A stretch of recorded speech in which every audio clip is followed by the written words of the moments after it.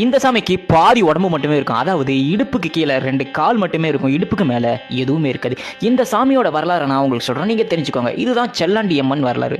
அந்த காலத்துல பார்த்தீங்கன்னா, சேர சோழ பாண்டியனுங்க 3 பேருமே பயங்கரமா போர் பண்ணிட்டு பயங்கரமா சண்டை போட்டுட்டு இருந்தாங்க. ஸோ இதனால ஊர் மக்கள் எல்லாருமே பயங்கரமா பாதிக்கப்பட ஆரம்பிச்சாங்க. அதாவது இவங்களே இப்படி அடிச்சுட்டு ஆடிட்டு இருக்காங்க, இதெல்லாம் நம்ம தான் பாதிக்கப்படுறோம் அப்படின்னு சொல்லிட்டு குறுநில மன்னர்கிட்ட போய் தன்னோட பிரச்சனை சொன்னாங்க. அந்த குறுநில மன்னர்களும் கடுமையான தவம் இருந்து இதன் மூலமா பார்வதியை சந்திக்கிறாங்க. பார்வதியை சந்திச்சு இந்த மாதிரி பிரச்சனை பண்ணிட்டு இருக்காங்க 3 பேர் சேர்ந்து, இதனால மக்களும் நாங்களும் பயங்கரமா பாதிக்கப்படுறோம் அப்படின்னு சொல்றாங்க. பார்வதி, நான் இந்த பிரச்சனை தீர்த்து வைக்கிறேன் அப்படின்னு சொல்லிட்டு அதனால ஒரு பெண்ணா மாறி அந்த 3 சேர சோழ பாண்டிய மன்னர்கள்ட்டையும் போய் பேசுறாங்க. அது இல்லாம ஊரை பிரிச்சும் கொடுத்துறாங்க. அது சேர சோழ பாண்டியனுக்கு தனித்தனி ஊரா தனித்தனி சைடா பிரிச்சும் கொடுத்துறாங்க. பிரிச்சு கொடுத்து அங்கிருந்து கிளம்பு போகும்போது 3 மன்னர்களுக்கும் தெரிஞ்சு போதும், வந்துட்டு போனது வந்து பாரிடா அப்படின்னு தெரிஞ்சு போன அந்த பார்வதி கிட்ட போய் வணங்கி, நீங்க இங்கே இருக்கணும், இங்க இருந்து என் ஊர் மக்கள் எல்லாத்தையுமே நீங்க காக்கணும், தயவு செஞ்சு இருந்து போகாதீங்க அப்படின்னு சொன்னதால அந்த இடத்துல அந்த அம்மனுக்கு ஒரு கோயிலும் கட்டுறாங்க. அந்த அம்மன் அங்கேயே தங்கி காலப்போக்கில் திரும்பவும் பல சண்டைகளும் வறுமைகளும் வர ஆரம்பிக்குது.